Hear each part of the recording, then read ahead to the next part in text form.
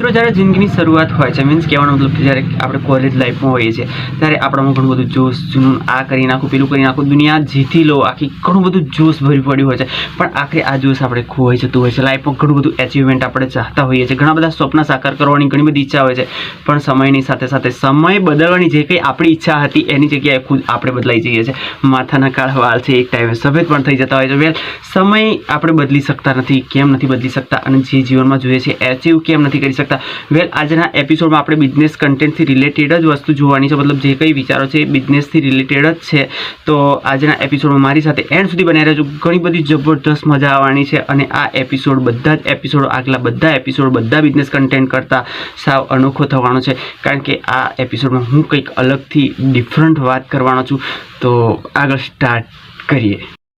નવા વર્ષની શરૂઆત છે ત્યારે ઘણું બધું આપણે ખોઈ નાખ્યું છે આગલા વર્ષોમાં પણ આ વર્ષની શરૂઆત આપણા માટે એક નવું ફન લેવાની એક વાત છે આજે કે આજે આપણે એક લક્ષ્ય નક્કી કરવાનું છે કે આજે કે હું પહોંચીને રહીશ હા મિત્રો લક્ષ્ય જીવનમાં ગોલ ઘણા બધા નક્કી કરતા હોઈએ છીએ પણ ગોલ જે કે આપણે નક્કી કરતા હોઈએ છીએ એ ગોલ આપણા માટે ઇમ્પોર્ટન્ટ હોતો નથી આજે હું તમને કેટલીક ઇમ્પોર્ટન્ટ વાતો કહેવાનું છું કે જે પોઈન્ટ પર તમે ચાલીને તમારી લાઈફમાં બિઝનેસ છે કે સમાજ દરજ્જે છે તમે કોઈ પણ એચિવમેન્ટ 100% કરી શકશો અને એ કયા મતલબ પોઈન્ટ છે એ પોઈન્ટ હું તમને ડિટેલથી સમજાવવાની કોશિશ કરું છું મિત્રો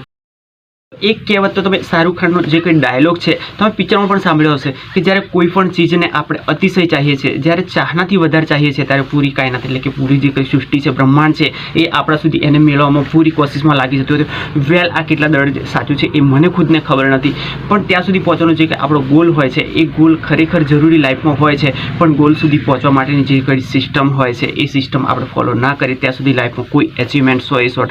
નથી થતું આજના 2024ની સ્ટાર્ટઅપને આપણે એટલા માટે જ બહેતર બનાવી એક આજે ફર્ણ લો કે 2025ના એન્ડ સુધીમાં તમારે જે કંઈ મેળવવું છે મેળવીને જ રહેશો અને આજે હું પણ તમારી સામે ફર્ણ લઉં છું કે હું લાઈફમાં જે એચિવ કરવા માગું છું આજ દિવસે આવા જ એપિસોડમાં આપણે નેક્સ્ટ 2025ના આજ દિવસ આપણે મળીશું અને કોને એચિવ કર્યું આજે જે પણ એચિવમેન્ટ કરવાના છો તમને જે પણ હું કહેવાનો છું જે પણ પોઈન્ટ આપવાનું છે એ પોઈન્ટને લઈને ચાલતા તમે કેટલું કરી શકો એ કમેન્ટથી જરૂરથી જણાવજો આજે આપણે સાથે મળીને પણ લઈએ વેલ એપિસોડને ડિટેલથી જોઈએ કે જે કંઈ પોઈન્ટ જોવાના છીએ જો તમે લાઈફમાં કંઈક એચિવ કરવા માગો છો તો પહેલામાં પહેલી શરત અને પહેલો પોઈન્ટ એ છે કન્સિસ્ટન્સી મિત્રો નિયમિતતા જીવનમાં એટલી બધી જરૂરી છે કે કોઈ પણ ક્ષેત્રમાં આગળ વધવા માટે નિયમિતતા જરૂરી છે આજે નક્કી તમે કરો છો કે સવારમાં મારે 4 વાગે ઉઠવું છે અને 4 વાગ્યાથી જે 6 વાગ્યા દરમિયાનનો આપણો જે ટાઈમ છે એના માટે મારે પોતાને કોઈ યોગાસન કરવા છે કે પ્રાણાયામ કરવા છે કે એક્સ્ટ્રા કોઈ પણ તમારું એચિવમેન્ટ જે બી તમે લાઈફમાં નક્કી કરો છો એચિવમેન્ટ કરવા માટે તમારે 2 કલાક સવારમાં વહેલા જાગવું છે એ જો તમે નક્કી કરો છો અને એ પ્રમાણે ચાલો છો તો 110% તમે તમારા જે કંઈ ગોલ છે ત્યાં સુધી એક નિયમિતતાનું જે કંઈ આપણું શિડ્યુલ છે એના આધારે પહોંચી જશો એના માટે કોઈ ગોલ નક્કી કરવો જરૂરી નથી હા મિત્રો ગોલ એટલું બધું મતલબ પ્રભુત્વ નથી ધરાવતો કે જે આપણી સફળતા પર હોય છે કે મિત્રો પોતાના જીવનના જે કંઈ સપનાઓ છે ઈચ્છાઓ છે એ પ્રાપ્ત કરવા માટે ખાલી સપનાઓ અને ગોલ નક્કી કરવા જરૂરી નથી કારણ કે આપણે સપનાઓ ઘણા બધા જોતા હોઈએ છીએ પોતાની જોડે સારું ઘર હોય પોતાની જોડે સારી ગાડીઓ ઘણું બધું એચિવમેન્ટ અલગ અલગ માણસના દિમાગ પ્રમાણે અલગ અલગ ઈચ્છાઓ હોય છે પણ લાઈફમાં તમે ક્યારે ઈચ્છાઓ પૂરી કરી છે પૂરી નથી થઈને મિત્રો કારણ કે એક ધારવાથી કે વિચારવાથી કે ઈચ્છવાથી એ વસ્તુ મળી જતી હોત તો પછી સફળ થવાનું જે કંઈ એક આહલાદક જે કંઈ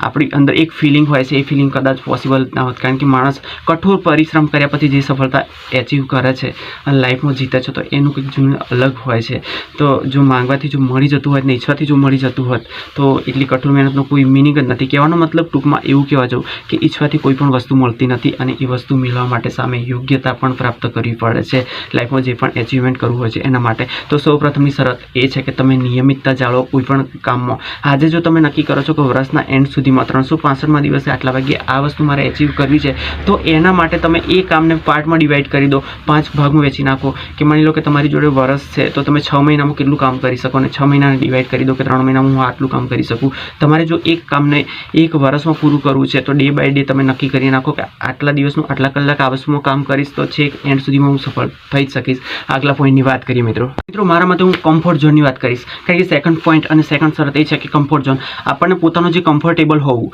કે માની લો કે કોઈ વસ્તુ આપણને ફિટ નથી બેસતી માની લો કે કોઈ કપડાં ખરીદવા જાઓ છો તમે એક એક્ઝામ્પલ મિત્રો આપું છું તમને કે કપડાં ખરીદવા જાઓ છો ત્યારે તમે કહો છો કે મારા પર આ સૂટ નથી થતું મારા પર આ વસ્તુ નથી શોભતી માની લો કે કોઈ જગ્યાએ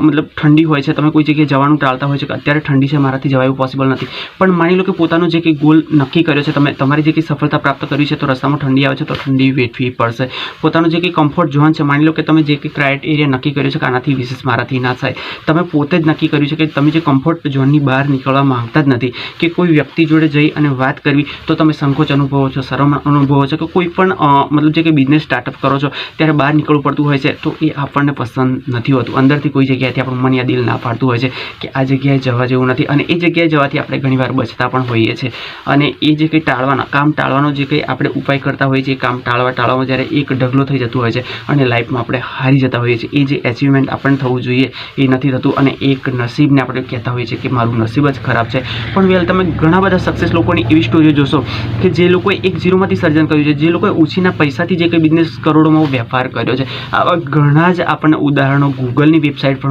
મળી આવશે, અને યુટ્યુબ પર તમે સર્ચ મારશો તો જે ગામડાના બિલકુલ સામાન્ય કહેવાય કે આ મારાથી પોસિબલ નથી એવું આપણે વિચારીએ છીએ, કે જ્યારે આપણી જોડે આટલી સગવડ હોય છે ત્યારે પણ છતાં એ લોકો જોડે કોઈ સગવડ નથી હોતી, અને એ અસગવડતાનો સામનો કરી એક ખરાબ પરિસ્થિતિનો સામનો કરીને પણ ઘણા લોકો આગળ નીકળી જતા હોય છે, અને આપણે કહેતા હોઈએ છીએ કે એના તો નસીબે સાથ આપી દીધો, નસીબનો ચમત્કાર. આ બધી વાતો છે મિત્રો, જ્યાં સુધી તમે કઠોર પરિશ્રમ ના કરો અને આ 2 પોઈન્ટ તમે લાઈફમાં યાદ ના કરો કે જે તમારું ગોલ એચિવમેન્ટ તમારે કરવો છે તો કન્સિસ્ટન્ટી જોઈશે, કે એક નિયમિતતા જોઈશે. અને મેં સેકન્ડ તમને વાત કરી એવી રીતના તમારું જે કંઈ કમ્ફર્ટ ઝોન છે એમાંથી તમારે બહાર નીકળવાની કોશિશ કરવી પડશે. લાઈફમાં કોઈ આપણને પપ્પાના નામથી ઓળખી મિત્રો ખરેખર આપણને પસંદ ના હોવું જોઈએ. માની લો કે તમારી જોડે એક 4 વ્હીલ છે, તમે પોતે પણ ગાડી ફેરવો છો, પણ તમે અત્યારે તમારી જાતને પૂછી જુઓ કે કોના આશીર્વાદથી છે. માની લો કે કોઈના પપ્પા સારું કમાતા હોય, યા તો પોતાની જે કંઈ ફેમિલી છે સારું કમાતી હશે, તો એની જોડે બધી સુવિધાઓ અવેલેબલ હશે, પણ એ જે સુવિધાઓ છે કોના આધારે છે? જ્યારે કોઈ પણ તમે કોઈ જગ્યાએથી નીકળશો ત્યારે 2 છોકરાઓ 2 માણસો વાત કરશે તો એવું જ કહેશે કે ફલાણા ભાઈનો છોકરો ગયો, પણ એવું ના કે ત્યારે આપણી પોતાની ઓળખશું, પોતાના પગ પર પોતાના દમ પર માણસે ઊભું રહેવું જોઈએ, ઊભું રહેતા શીખવું જોઈએ, અને લાઈફમાં પોતે એચિવમેન્ટ કરવું જોઈએ. આજે મિત્રો નક્કી કરો કે એચિવમેન્ટ 100% તમારી ફિલ્ડનું, એટલે માની લો કે કોઈ યુટ્યુબ પર સારું એવું કામ કરવું છે તો યુટ્યુબ પર, યા તો કોઈને લાઈફમાં બિઝનેસ સ્ટાર્ટ કરવો છે કે નોકરીથી અલગ. નોકરી મીન્સ એવી હોય છે કે તમે સમય મર્યાદામાં ઘણું ઓછું મિત્રો કમાઈ શકો છો અને લાઈફ પોતાની ગુજારી શકો છો, પણ બિઝનેસ એક એવી વસ્તુ છે કે તમે ધાર્યું એટલું કમાઈ શકો છો અને લાઈફમાં ઘણા બધા એચિવમેન્ટ કરી શકો છો. તો મારો એક જ ગોલ છે કે તમે બિઝનેસમાં આગળ વધો, અને એક નોકરીની આશા કરી અને નિરાશ થવા કરતાં તમારો ટાઈમનો સદુપયોગ કરી અને આજે નક્કી કરો, તમે આજે પણ લો,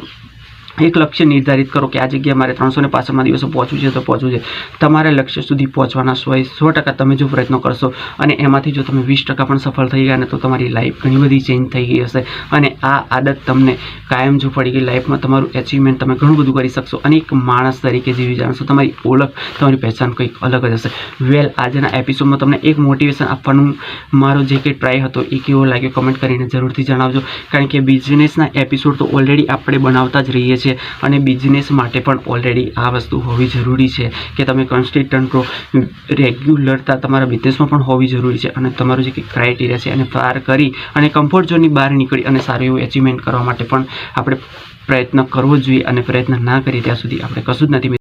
તો વેલ, આટલું જ. આવતા એપિસોડમાં કંઈક નવા જનૂન સાથે, નવા જ બિઝનેસ પોઈન્ટ સાથે મળીએ. ત્યાં સુધી આપણા મિત્ર મુકેશભાઈને રજા આપો. અને હા, એપિસોડ પ્રથમવાર જોઈ રહ્યા છો અને બિઝનેસ કન્ટેન્ટ યોગ્ય લાગે છે એક લાઇક જરૂરથી કરી દેજો, અને શેર કરવા યોગ્ય છે તો મિત્રો ફટાફટ શેર પણ કરી દેજો. અને ચેનલ પર નવા છો અને એવું લાગે છે કે આવનવા બિઝનેસ પોઈન્ટ સાથે મળતા રહીએ, યા કંઈક જૂનભરી વાતો સાથે મળતા રહીએ અને આવી જ રીતના મોટિવેશનલ રહીએ, તો ચેનલ સબસ્ક્રાઈબ પણ કરી લેજો. જય હિન્દ,